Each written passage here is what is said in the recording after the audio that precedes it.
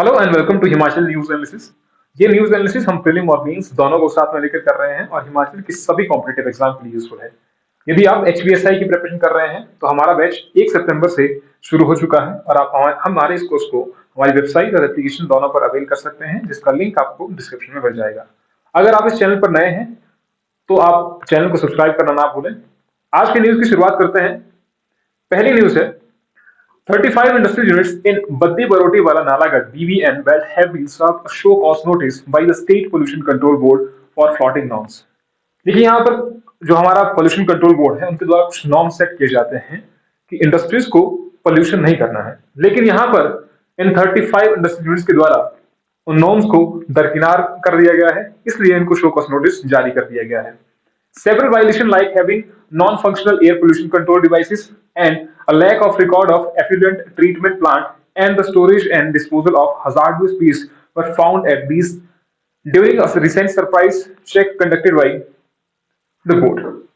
जब यहाँ पर बोर्ड कुछ मेंबर गए तब उन्होंने पाया कि यहाँ पर अच्छे तरीके से फॉर एग्जाम्पल जो वेस्ट का डिस्पोजल है वो नहीं किया जा रहा है, जो हजार्डस सब्सटेंसेस हैं उनका नहीं किया जा रहा है, और कुछ ऐसे जो इक्विपमेंट है जैसे एयर पोल्यूशन को कंट्रोल करने के लिए तो वो यहाँ पर नहीं लगे हुए हैं प्रॉपरली, तो इसलिए ये नोटिस जारी किया गया है।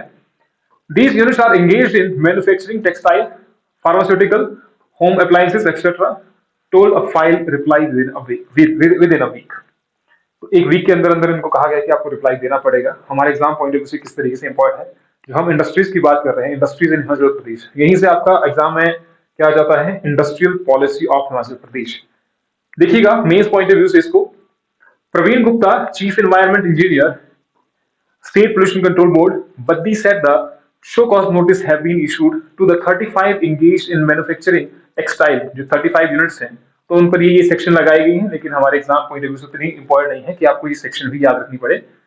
ये याद रख सकते हैं आप, air prevention and control of pollution act 1981।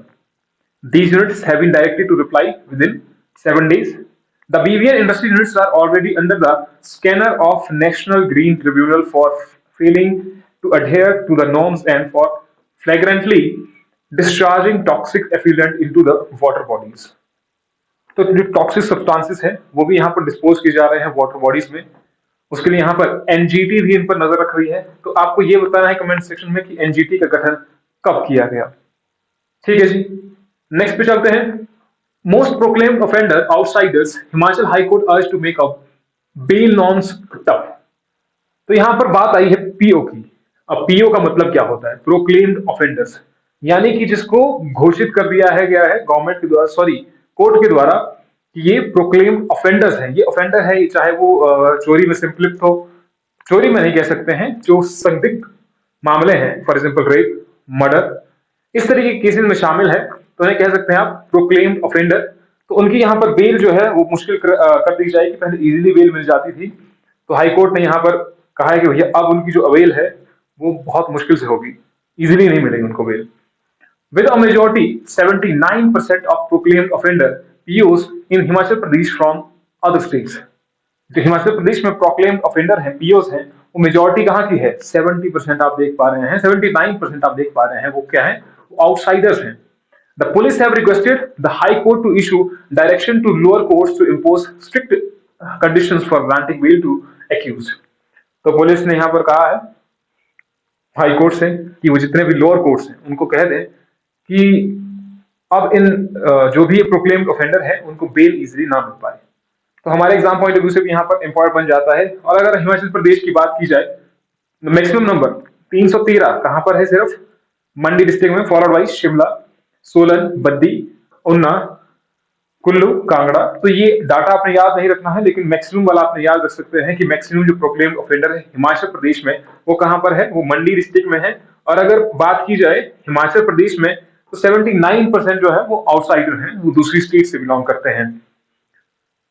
Out of 1233 POs 949 are outsider, यानी कि 79%, एंड ओनली 284 आर हिमाचलीज। 284 जो हैं वो हिमाचलीज हैं। In a letter to the Registrar General, High Court DGP Sanjay Kundu had requested the High Court to issue direction to the lower courts to impose strict conditions for granting bail to accused। तो criminal cases में जो भी involve है उनको अब bell easily नहीं मिल पाएगी, ये इस आर्टिकल में कहा गया है। नेक्स्ट इज सोलन में टोमेटो फीवर के संदिग्ध 2 बच्चे आइसोलेट। स्वास्थ्य जो विभाग है उन्होंने तो मानने से इनकार कर दिया है कि इनको जो टोमेटो फीवर है वो नहीं है, लेकिन फिर भी यहाँ पर बात निकल के आ रही है टोमेटो फीवर की। तो क्षेत्रीय अस्पताल सोलन में वीरवार को टोमेटो फीवर के लक्षण वाले 2 संदिग्ध बच्चों को आइसोलेट किया गया है। हालांकि स्वास्थ्य विभाग बच्चों में टोमेटो फीवर होने से साफ इनकार कर रहा है, फिर भी इन बच्चों को विभाग ने आइसोलेट कर दिया है। तो अगर इस तरीके से ये बीमारी निकल के आती है तो हिमाचल के लिए अच्छी बात नहीं है। इनके लक्षण के बारे में जान लेते हैं ताकि आपको ये चीजें पता हो। इनके लक्षण क्या क्या हो सकते हैं? बुखार, शरीर में तेज दर्द, अत्यधिक थकान, डिहाइड्रेशन, त्वचा पर फोले निकलना, मुंह पे छाले, पेट में ऐंठन, जी मचलना, उल्टी, दस्त, खांसी व जुकाम सबसे सामान्य लक्षण हैं। किस चीज के? टोमेटो फीवर के। तो देखते हैं इस पर क्या होता है। अभी अभी ये केसेस जो है वो सोलन में है, लेकिन कंफर्म नहीं है वो कि टोमेटो फीवर ही है वो। तो देखते हैं अभी अगर सैंपल वो ले जाते हैं। अभी तक सैंपल भी नहीं ले गए हैं इसके, उनको सिर्फ आइसोलेट किया गया है। नेक्स्ट जो न्यूज है, झोली में 20 पद्मश्री, 1 पद्म विभूषण। इस आर्टिकल में जिस जिसको हिमाचल प्रदेश में पद्म विभूषण और पद्मश्री मिला हुआ है उनके बारे में यहाँ पर डिस्कशन की गई है। तो थोड़ा सा इनके बारे में देखते हैं, मोटा मोटा देखते हैं कि किन किन को मिले हुए हैं। तो हमारे एग्जाम पॉइंट ऑफ व्यू से इम्पोर्टेंट है। जब हम आर्ट एंड कल्चर की बात करते हैं या एमिनेंट पर्सनैलिटी हिमाचल प्रदेश की बात करते हैं तो ये इम्पोर्टेंट है। पद्म भूषण और पद्मश्री ये भारत के सर्वोच्च नागरिक जो अवार्ड है उनमें से एक है। तो करीब 75 साल की सराहनीय यात्रा में कला, शिक्षा, खेल और देश समाज सेवा के क्षेत्र में भी देवभूमि के लोग पीछे नहीं है। हिमाचल की पहचान पर्यटन, धार्मिक और साहसिक पर्यटन, सैन्य भागीदारी और शहादत, बागवानी, विकास, ऊर्जा, सुशासन और साक्षरता के क्षेत्र में किसी से छिपी नहीं है। तो देखते हैं, वर्ष 1964 से 2022 तक हिमाचल की शख्सियतों ने उत्कृष्ट कार्य के दम पर खूब नाम कमाया है और प्रदेश की झोली में 20 पद्मश्री और 1 पद्म भूषण लाकर दिया है। और प्रदेश में जो एकमात्र पद्म भूषण दिया है वो किसने? जिला सोलन के कसौली के रहने वाले ब्रज कुमार नेहरू ने। और कब दिलाया था? 1999 में। देखते हैं जरा, पहला पद्म विभूषण ब्रज कुमार नेहरू के नाम। तो ये है इनका जो जन्म है 4 सितंबर 1909 को हुआ, उत्तर प्रदेश के इलाहाबाद में हुआ और उन्हें 1999 में पद्म विभूषण पुरस्कार मिला। वे कसौली में रहे और 92 साल की उम्र में कसौली में ही उनका देहांत हो गया। तो यहाँ पर हैं आपके सामने तस्वीरें हैं, पद्मश्री सत्यदेव, चरणजीत सिंह व पद्म विभूषण ब्रज कुमार। याद रख सकते हैं सिंपली अगर एग्जाम में पूछा जाए आपसे। पद्मश्री से सम्मानित हॉकी खिलाड़ी चरणजीत सिंह। यहाँ पर एग्जाम किस तरीके से आता है कि चरणजीत सिंह किस खेल से संबंधित है या किस चीज से संबंधित है। तो ये है हॉकी से संबंधित। आपको ये भी याद रखना है कि वो कौन से जिला से संबंध रखते हैं, तो ऊना जिला से संबंध रखते हैं। बेशक आपको ये ना पूछा जाए कि उनका जन्म कब हुआ, ये नहीं पूछा जाता है, लेकिन कब दिया गया पुरस्कार ये हमेशा पूछा जाता है। प्रदेश का पहला पद्मश्री दिलाने का श्रेय इनको जाता है। पहला पद्मश्री किसको मिला? चरणजीत सिंह को, जो ऊना डिस्ट्रिक्ट से संबंध रखते हैं। एचएएस अधिकारी सत्यदेव को पद्मश्री सम्मान 1976 में पद्मश्री से इनको सम्मानित किया गया। नेक्स्ट है कबड्डी खिलाड़ी अजय ठाकुर। कबड्डी खिलाड़ी अजय ठाकुर 2014 के एशियाई खेलों में स्वर्ण पदक जीतने वाले पहली भारतीय टीम का हिस्सा रहे। उनको वर्ष 2019 में पद्मश्री से सम्मानित किया गया और ये कहां के रहने वाले हैं? सोलन के नालागढ़ उपमंडल के रहने वाले हैं, याद रख लीजिए। नेक्स्ट है डॉक्टर देवेंद्र राणा ने चिकित्सा क्षेत्र में पाया पद्मश्री। याद रखिएगा, डॉक्टर देवेंद्र सिंह को किस क्षेत्र में मिला? तो वो मिला उनको चिकित्सा क्षेत्र में। इंजीनियर कैलाश चंद महाजन। इंजीनियर कैलाश चंद महाजन को 1971 की भारत पाकिस्तान की जंग के दौरान पंजाब में अधीक्षण अभियंता के रूप में तैनात थे और जंग के दौरान सराहनीय कार्य के लिए 1976 में पद्मश्री पुरस्कार से सम्मानित किया गया। ये चंबा के रहने वाले हैं, चंबा क्षेत्र के। नेक्स्ट इज डॉक्टर क्षमा मैत्रे ने समाज सेवा में कमाया नाम। तो हिमाचल प्रदेश के जिला कांगड़ा के तपोवन में चिन्मया ग्रामीण विकास संस्थान कोड की संरक्षक भी हैं। इस संस्था के माध्यम से डॉक्टर मैत्र लंबे समय से समाज की सेवा में लीन है। तो इनको सेंट्रल गवर्नमेंट के द्वारा 2008 में पद्मश्री से सम्मानित किया गया। दंत चिकित्सक डॉक्टर राजेंद्र सिंह को टाइपिंग के शौक ने दिलाया पद्मश्री। कहाँ के रहने वाले हैं? शिमला के ठियोग के निवासी हैं और डेंटिस्ट हैं। फ्लोरेंस में विश्व टाइपिंग राइटिंग प्रतियोगिता में हिस्सा लिया और सबसे तेज और सटीक टाइपिंग करके प्रथम हासिल प्राप्त किया। डॉक्टर राजेंद्र सिर्फ यह दिखाने के लिए प्रतियोगिता में हिस्सा लेने गए थे कि टाइपिंग में अन्य सभी आशु लिपिकों से बेहतर कर सकते हैं। यह जुनून उनको टाइपिंग प्रतियोगिता में शीर्ष स्थान दिलाया। डॉक्टर राजेंद्र सिंह ठियोग में डेंटल क्लिनिक चलाते हैं। तो 1990 में उनको पद्मश्री मिला। तो ये चीज याद रख सकते हैं। पद्मश्री करतार सिंह सोंकले बांस से बोतलों में बनाते हैं कलाकृतियां, यानी कि कांच की जो बोतलें होती हैं उसमें बांस की कलाकृतियां बनाने वाले करतार सिंह ने सीधे तौर पर पद्मश्री अवार्ड के लिए केंद्र सरकार में आवेदन किया था। और ये रहने वाले कहाँ के हैं? नदौन उपमंडल के रहने वाले हैं। 1 अप्रैल 1959 को इनका जन्म होता है यहाँ पर। और करतार सिंह बांस पर कलाकृतियां बनाकर विलुप्त हो रही कला को संजोए रखने के लिए इस प्रयास में जुड़े हुए हैं और इनको 2021 में पद्मश्री दिया गया। नेक्स्ट है साहित्य और शिक्षा के क्षेत्र में अहम योगदान पर मिला पद्मश्री। पत्रकार लेखक बरजिंदर सिंह जो पंजाबी समाचार पत्र के प्रबंध संपादक और जालंधर से राज्यसभा सदस्य हैं, 1990 में साहित्य और शिक्षा क्षेत्र में सराहनीय योगदान के लिए पद्मश्री से इनको सम्मानित किया गया। नेक्स्ट है पद्मश्री विद्यानंद सरेख, कवि, गीतकार, गायक और शिक्षाविद। देखिए इनकी हमने बात पहले भी की थी जब हम न्यूज एनालिसिस कर रहे थे। आई होप कि आप सभी ने वो देखा होगा, नहीं देखा होगा तो आपने प्रीवियस वीडियोस देख लेना है। प्रदेश के सिरमौर जिले के देवठी मचगांव के क्षेत्र के विद्यानंद सरेख को साहित्य और शिक्षा के लिए 2022 में पद्मश्री मिला। तो कब मिला? इंपॉर्टेंट है हमारे एग्जाम के लिए। आने वाले जो 2022 और 23 के एग्जाम हैं उनके लिए ये इंपॉर्टेंट है कि 2022 में किसे पद्मश्री से सम्मानित किया गया। तो पद्मश्री विद्यानंद सरेख ये हैं। चंबा रुमाल की कला को सहेजे हैं पद्मश्री ललिता। तो चंबा रुमाल जो है उसको जीआई टैग भी दिया गया है। आपको ये भी बताना है कि चंबा रुमाल को जीआई टैग कब मिला।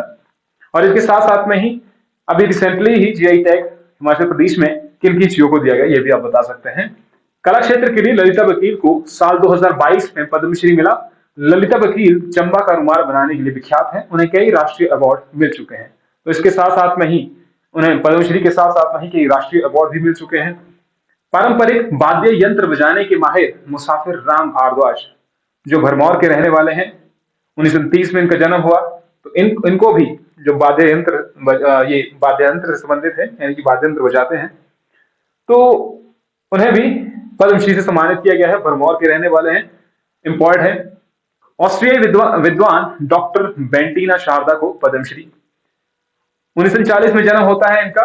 और 2012 में ऑस्ट्रिया सरकार के decoration for science and arts पुरस्कार इनको प्रदान किया जाता है। और भारत सरकार ने उन्हें शिक्षा और साहित्य में उनके सराहनीय योगदान के लिए 2015 में सम्मानित किया था। अवार्ड कब मिला? 2015 में। और इन्होंने भारतीय नागरिकता भी दी है। तो ये भी याद रखना है, ऐसा नहीं कि आप ये कहें कि ये ऑस्ट्रिया के हैं। व्यापार उद्योग में कपिल मोहन ने हासिल किया पद्मश्री सम्मान। सोलन में इनका देखिए क्या बना, कौन सी कंपनी है? मोहन मैकिन्स कंपनी है इनकी। उनके प्रबंध निदेशक हैं।